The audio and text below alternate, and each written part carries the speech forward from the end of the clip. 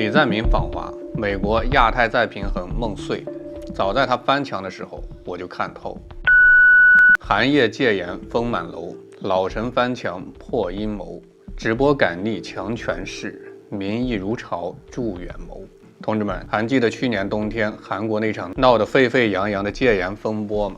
当时尹锡悦那小子急了眼了，半夜宣布戒严，结果呢，60岁的李在明直接踩着梯子翻墙进国会，全程直播，那叫一个悲壮又硬核。我当时就在视频里跟大伙说，这老李要是能当选，美国琢磨了10几年的亚太再平衡，指定得彻底碎成豆腐渣。当时还有人跟我抬杠，说我瞎吹牛，说韩国就是美国的小跟班，翻个墙能翻出什么花来？嘿，今天就把话撂这儿。当初不信的兄弟现在可得把眼睛擦亮点，看清楚。李在明带着韩国半个国家的财阀天团，1月4号就要踏踏实实的来中国访问。三星、SKT、现代、LG 的老板全跟着，200多个企业家几乎把韩国的经济命脉都打包给带过来了。这哪是访华，这明明是拿着满满的诚意跟咱们共襄盛举来了。今天这一期咱们就扒一扒背后的门道，看看李在明这步棋走得有多高，美国的美梦又是怎么被他彻底戳破的。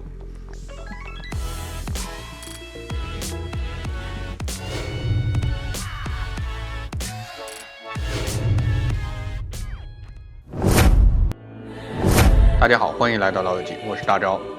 先给新来的家人们补补背景，老粉们也跟着回忆一下，去年韩国那场戒严简直是一场天大的笑话。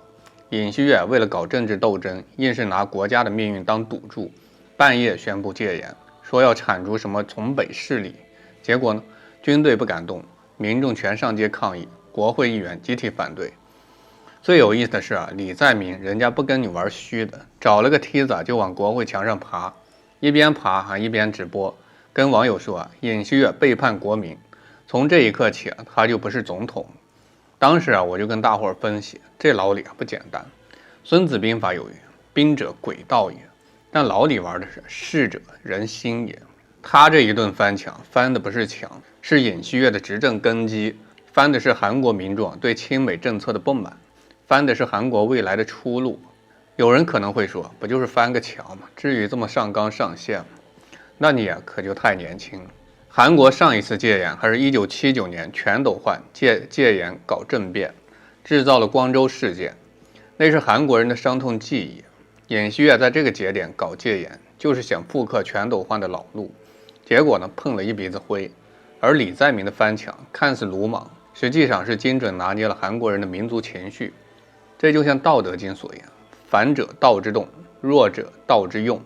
用最弱的翻墙动作撬动了最强的民意基础。当时我就断言，这老李要是能赢，肯定不会跟着美国一条道走到黑。果不其然，当选没几天就把访华提上了日程。咱先说这个时间点有多讲究。中国这边1月份离春节近，再过2月就是两会，一般不会在这个时候安排重大国事访问。韩国那边历年总统访华也极少在1月份，上一次还是2012年李明博，那时候因为金正日刚去世，急着来中国协调半岛问题。这次李在明非要在1月份来，明眼人都能看出来是急着要跟中国对接，想赶在美国总统特朗普4月份访华之前，把半岛问题和经济合作的事儿都给敲定。这就是孙子兵法所言，先声夺人，先发制人。老李心里跟明镜似的，要等着特朗普首先访华，美国肯定会给韩国施压，到时候他再想谈，筹码就少了一半。说到这儿就得聊聊韩国的痛点，也是李在明必须急着访华的根本原因。这第一个痛点就是半岛安全问题，简直就是悬在韩国头顶的达摩克利斯之剑。尹锡悦在位的时候脑子进水似的，跟朝鲜硬刚，又是搞联合军演，又是喊先发制人打击，把朝鲜惹得火冒三丈，3天2头放2踢脚，导弹试射。你说韩国就那么点地方，南北直线距离也就几百公里，朝鲜的导弹要是打歪了，先遭殃的不就是韩国老百姓吗？有网友调侃说，尹锡悦这是想让韩国人体验一把导弹在头顶飞的刺激，纯属拿国民性命当儿戏。李在明上台以后立马就软下来，说要恢复南北对话，还要拆了韩朝边境的宣传喇叭。结果呢，朝鲜根本不理他。为啥？因为在朝鲜看来，韩国就是美国的傀儡，军事指挥权都在美国的手里，战时指挥权更是全靠美军。你李在明说的再好，能替美国做决定吗？显然不能。这就像《论语》所言：“名不正则言不顺，言不顺则事儿不成。”韩国在半岛问题上没有真正的主权，说话根本没分量，朝鲜自然就不会买账。所以李在明只能来找中国，这是他唯一的出路。有兄弟可能会问呀，中国为啥能管得了半岛问题？这就得多说两句。中国是半岛问题的直接相关方，也是唯一能跟朝鲜说上话的大国。从历史上看，中朝是同志加兄弟的关系，虽然现在关系有了新的变化，但基本盘还在。从现实利益看，中国也不希望半岛打仗，一旦开打，难民、制裁、地缘动荡，对中国都没啥好处。所以李在明找中国，找对人，就像家里的兄弟俩吵架，谁劝都没用，只有家里的长辈出面才能镇得住场子。中国就是这个长辈，有这个威望，也有这个能力。再说说第二个痛点，也是韩国的命根子，经济问题。韩国这国家看着挺发达，实际就是个经济瘸子，高度依赖外部市场，尤其是中国市场。咱先看一组数据2024年韩国半导体出口额是1419亿美元，占到出口总额的20.7%，而销往中国的份额就达到33%。啥概念？也就是说韩国每出口3块钱的半导体，就有1块钱是卖给中国的。除了半导体、汽车、化工、化妆品这些支柱产业，哪个离得开中国呢？就说三星吧，当年因为萨德事件，在中国市场的手机份额掉了1半还多，后来花了好几年才慢慢缓过来。乐天玛特更惨，直接从中国市场卷铺盖走人，损失了几百亿。这些教训韩国财阀们记一辈子。现在尹锡悦下台了，财阀们立马就推着李在明来中国求和。这就是屁股决定脑袋，谁也不会跟钱过不去。有个笑话是这么说的：韩国总统可以反华，但韩国财阀绝对不允许，因为总统下台了可以卷铺盖走人，财阀的工厂搬不走了。这话虽然扎心但话糙理不糙。更有意思的是美国现在也得靠中国的关键矿产，比如稀土、锂矿，这些都是制造芯片跟新能源汽车的核心材料。美国自己不好意思直接来买，怕丢面子，就想让韩国当中间商，先从中国进口原材料，加工成高端产品，然后卖给美国。这样一来美国赚了面子，韩国赚了差价，中国赚了外汇，看似三方共赢。但实际上韩国已经离不开中国的产业链，这就是管子所言，轻重之术。中国掌握的产业链的重，韩国只能跟着我们的节奏走。第三个痛点就是所谓的限韩令问题。虽然中国官方从来没承认过，但萨德事件以后，韩国的娱乐产业确实在中国凉了好几年。韩国的女团、韩剧、整容产业，这些都是赚外汇的主力军，没有中国市场，日子过得相当艰难。有数据显示，2016年萨德事件之前，韩国娱乐产业在中国的产业收入能达到几百亿，之后直接腰斩，很多小经纪公司直接就倒闭了。李在明这次访华也想借着这个机会推动中韩文化交流恢复，但他没直接提限韩令，而是玩了一手高招反日，这就太聪明。韩国民众的反日情绪本来就高，李在明访华前，韩国媒体还曝光了日本政府的内部文件，说日本把韩国当成可变棋子，这一下直接点燃了韩国民众的反日情绪，上街抗日的人一波接着一波。而反日这事正好是中韩民众的共同爱好，中国老百姓也乐见韩国反日，这就像《孙子兵法》所言，亲而离之。通过拉拢中国民众，间接为韩国的娱乐产业跟产品进入中国市场铺路。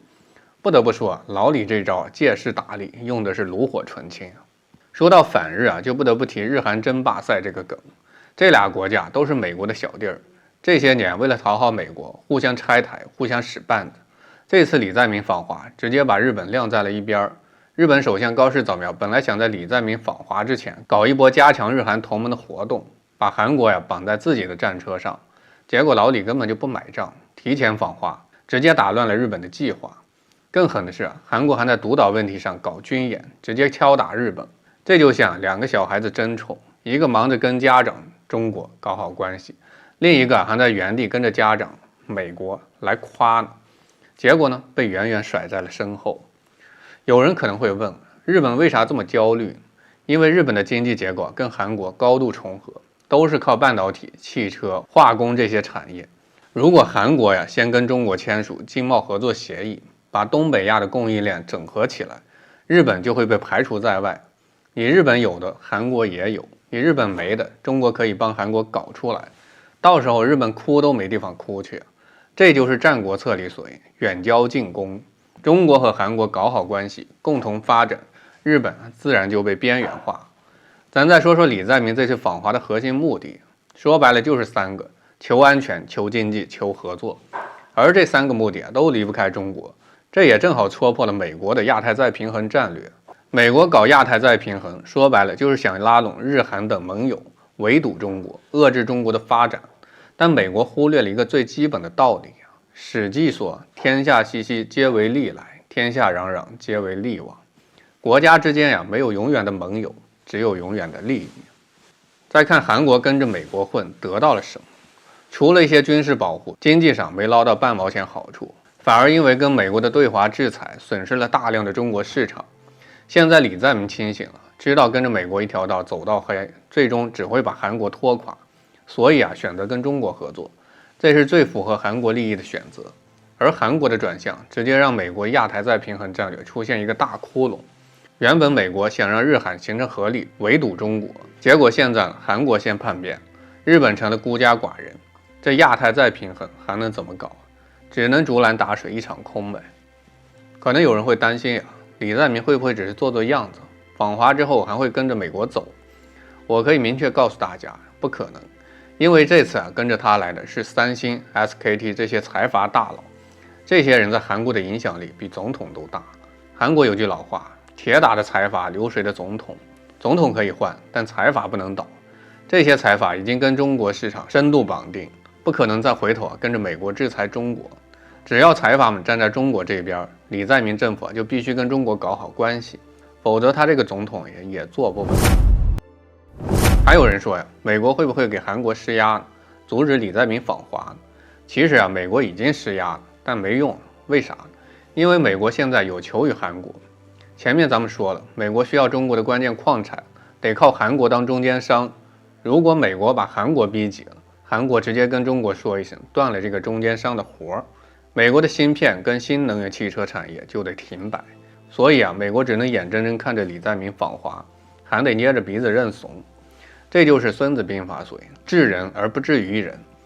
中国通过掌握产业链的主动权，让美国跟韩国都不得不围绕我们转。接下来咱们再看看李在明访华的具体行程，里面也全是门道。4号到6号在北京跟习主席会谈，出席国宾晚宴；6号到7号去上海，还要参观上海临时政府旧址。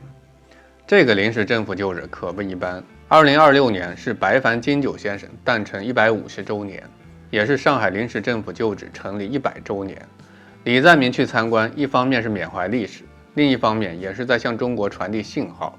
中韩两国在历史上是抗日同志，有着共同的历史记忆，这就是以史为鉴，面向未来。通过历史情感的连接，拉近中韩两国的关系，为后续的合作打下更好的基础。有消息说这次访华还会签署很多部门间的谅解备忘录，涉及供应链、投资、数字经济、应对跨国犯罪、环境等多个领域，这些都是实实在在的合作成果，能给韩国带来真金白银的好处，这也能让中国的产业链更加完善。可以说这次访华是中韩关系的一个新起点，也是东北亚地区和平稳定的一个积极信号。说到这儿，可能有家人会问，那朝鲜那边怎么办？李在明想通过中国跟金正恩对话，能成吗？说实话，短期内很难，因为朝鲜现在态度很明确，拒绝无核化谈判和南北对话。但这并不意味着这次访华在半岛问题上没有收获。中韩可以通过这次会谈建立起常态化的协调机制，共同推动半岛问题和平解决。就像《论语》所说，欲速则不达。半岛问题积重难返，不可能一蹴而就。只要中韩保持沟通，慢慢做朝鲜的工作，总有一天呀能找到解决的办法。还有人关心李在明访华以后会不会去访问日本？答案是肯定的，1月中旬就去。但这次访问日本跟以前不一样，以前韩国访问日本都是看美国的脸色，处处迁就日本。这次李在明先访华再访日，就是想告诉日本，韩国现在有了中国这个靠山，不再是以前那个任人拿捏的小跟班。他去日本是想以中韩合作姿态跟日本谈合作，而不是被日本牵着鼻子走。如果日本识相，就跟中韩一起搞东北亚经济合作；如果不识相呢，就只能被排除在东北亚供应链之外，慢慢被边缘化。总结下来，李在明这次访华看似一次普通的国事访问，实则是韩国在大国博弈中的一次战略转向，也是美国亚太再平衡战略彻底破产的标志。从去年翻墙抗戒严到今天带着财阀天团访华，李在明用一系列操作证明，他是一个务实的政治家，懂得如何为韩国争取最大的利益。而这一切早在他去年翻墙的时候已经给了大家答案。最后一句话送给大家：大道之行，利而不害；圣人之道，为而不争。中国一直坚持和平发展，跟其他国家合作共赢，这就是大道。而美国搞霸权主义，围堵遏制中国，最终只会搬起石头砸自己的脚。韩国的转向就是最好的证明。未来还会有更多的国家认清形势，选择跟中国合作，因为跟着中国才能实现共同发展，才能过上好日子。